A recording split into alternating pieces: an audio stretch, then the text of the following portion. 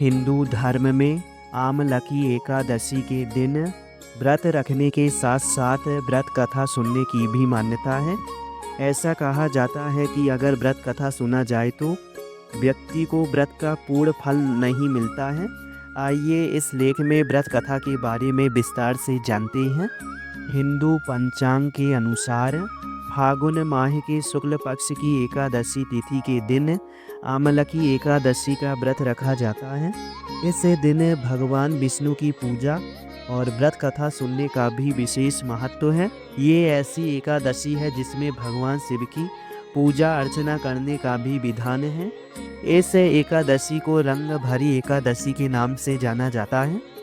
आपको बता दें कि इस साल आमलकी एकादशी का व्रत 10 मार्च को रखा जाएगा। अब ऐसे में जो जातक इस दिन व्रत रख रहे हैं उन्हें व्रत कथा जरूर पढ़नी और सुननी चाहिए। आइए जानते हैं इस कथा के बारे में। पौराणिक कथा के अनुसार वैदिश नामक एक समृद्ध नगर था। इस नगर में ब्राह्मण, क्षत्रिय, वैश्य, शूद्र सभी सद्भाव से रहते थे। सभी नगरवासी भगवान विष्णु के अनन्य भक्त थे। वहाँ कोई भी नास्तिक नहीं था। इस धार्मिक नगर के राजा चैतरथ थे, जो अपनी विद्वत्ता और धार्मिकता के लिए जाने जाते थे। उनके शासन में कोई भी व्यक्ति दारिद्र नहीं था और सभी नगरवासी एकादशी का व्रत श्रद्धापूर्वक रखते थे। एक बार फागुन मास में आमलकी एकादशी का पवित्र दिन आया। नगर के सभी निवासी और राजा ने इस व्रत को भक्ति भाव से मनाया। उन्होंने मंदिर में आंवले के वृक्ष की पूजा की और पूरी रात भगवान विष्णु के भजन कीर्तन में जागरण किया। उसी रात एक पापी शिकारी जो भूख और प्यास से व्याकुल होकर मंदिर में आया, वह मंदिर के एक कोने में बैठ गया और जागरण में शामिल हो गया। भगवान विष्णु और एकादशी की महिमा की कथा सुनी। इस प्रकार अनजाने में शिकारी ने भी पूरी रात जागरण में बिता दी।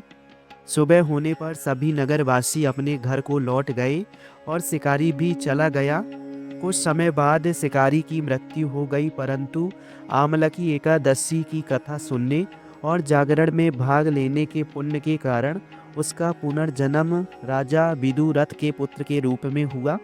राजा ने उसका नाम वसुरथ रखा।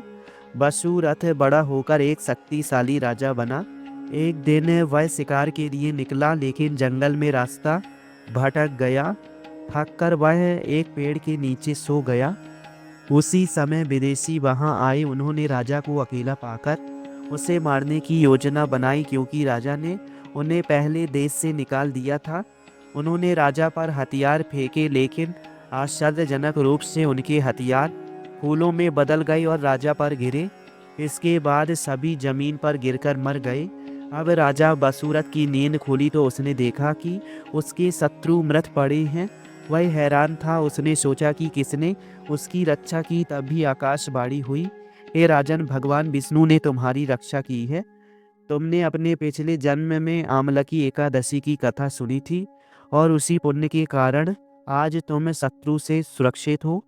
राजा वसुरथ ने भगवान विष्णु की कृपा को समझा और अपने नगर लौटकर धर्मानुसार शासन किया।